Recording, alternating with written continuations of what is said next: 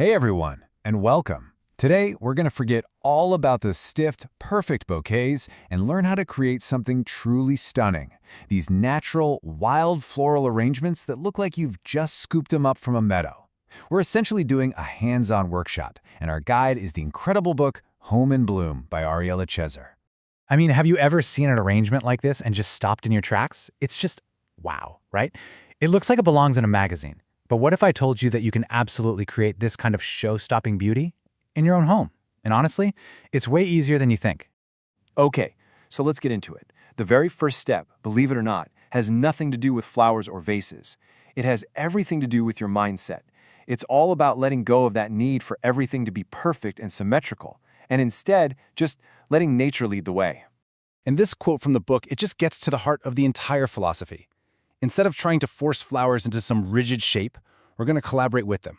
We're going to let their own natural twists and turns and their own life force really shine through. Just think about the difference for a second. You know that tight, round ball of flowers you get at the supermarket? Ariella Chezar kind of jokingly calls that the strangled look. But what we're going for is the wild style. We want arrangements with movement, with branches that reach out and that just feel alive. That's our goal. And this is exactly what we're talking about. Just look at the energy in this piece. It's not just sitting there, it's telling a story. It's got depth, it's got texture, and it has this beautiful, untamed look that just perfectly captures the spirit of the season. And here's a little secret that makes this whole thing so much more fun and accessible. It's called the high-low rule. Think of it like wearing a fancy dress with your favorite beat-up sneakers. You take those gorgeous, expensive princess flowers, like a big peony, and you mix them with humble greens or even weeds you found on a walk. It creates a look that is totally authentic and unique. So speaking of finding weeds, where do we actually get our materials? Well, for a minute, we're going to skip the florist and learn the art of foraging. This is our first real practical step, and it's all about finding your flowers and greens in the world right outside your front door.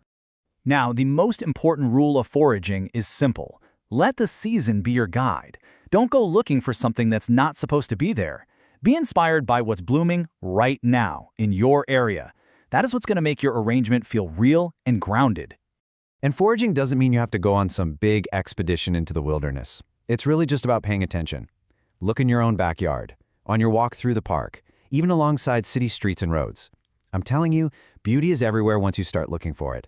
It turns a simple walk into a little creative adventure. All right, you've got your mindset right, you've got your forage treasures. Now for the really fun part. We are going to use a super simple 5-step recipe. This is your blueprint for building a grand, wild arrangement every single time. It really works. So here are the 5 building blocks. We start with greens to build our foundation. Then we add our focal flowers for the drama. Next, filler flowers to bridge the gaps. After that, we add floaters for a delicate touch, and we finish it all off with vines for that final flourish. Let's break each one down.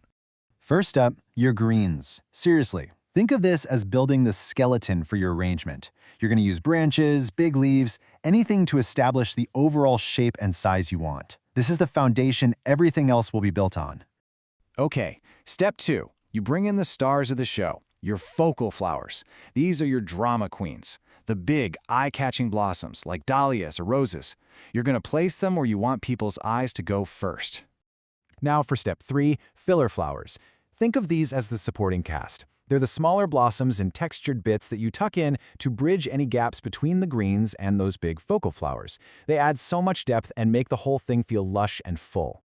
All right, now for a touch of pure magic. Step 4 is floaters. These are those really delicate, airy flowers on long, thin stems, like Queen Anne's lace. You tuck them in so they seem to just float above the rest of the arrangement. It adds this whimsical, dreamy quality. It's beautiful. And finally, the finishing flourish, vines. Adding a few little cascading vines is what creates that gorgeous sense of movement. It helps connect the arrangement to the vase and the vase to the table. It makes it feel like it's really, truly growing right there. Okay, you have built your masterpiece. So let's talk for a second about the finishing touches. Because the right container and a couple of simple tools can make all the difference in getting that effortless, professional look. So, a heavy ceramic urn, it's perfect for holding those tall, dramatic branches. For something a little lower and wider, An open-mouth compote bowl is fantastic, and here are the pro secrets.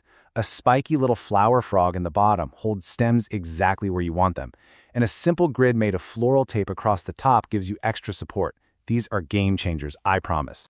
So, you've learned the philosophy. You've got the 5-step recipe. Now for the absolute best part.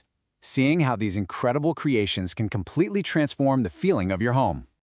Just imagine walking through your front door and being greeted by this. A big wild arrangement in an entryway or living room creates an instant wow moment. It just immediately sets a tone of warmth and makes everyone feel welcome. But beauty doesn't just belong in the main rooms. Bringing even a small arrangement into a personal space, like your bathroom, can turn it into this peaceful little retreat. It just elevates the everyday moments. And please remember, it doesn't always have to be some huge, grand gesture. Sometimes the most powerful statement is the simplest one. A single, perfect stem in a beautiful little vase can change the feel of an entire room with its quiet elegance. So, what's the big takeaway here? It's really just about letting go of that pressure to be perfect. The most beautiful things happen when you just trust the flowers themselves. Because at the end of the day, nature is always, always the best designer. And that's where we'll leave it. I want to leave you with this question to just kind of mull over. I really encourage you, step outside today, take a look around with fresh eyes, and just ask yourself, what beauty is blooming just outside my door, just waiting for me? Go on, go start your own floral adventure.